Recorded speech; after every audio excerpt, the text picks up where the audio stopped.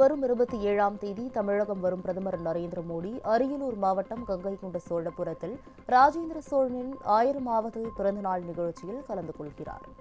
கேரளாவில் 26ஆம் தேதி நடைபெறும் அரசு விழாவில் பங்கேற்கும் பிரதமர் மோடி அங்கிருந்து அரியலூர் மாவட்டம் கங்கைகொண்ட சோழபுரத்திற்கு வருகிறார்.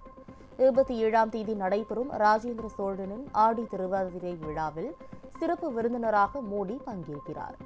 இந்த விழாவில் இசையமைப்பாளர் இளையராஜாவின் இசை நிகழ்ச்சி நடைபெறவுள்ளது. இந்த விழாவில் முதலமைச்சர் ஸ்டாலினும் பங்கேற்பார் என்று எதிர்பார்க்கப்படுகிறது. இந்த விழாவை தொடர்ந்து தஞ்சை, பெரம்பலூர் மாவட்டங்களில் நடக்கும் நிகழ்ச்சிகளிலும் பிரதமர் மோடி பங்கேற்க உள்ளார்.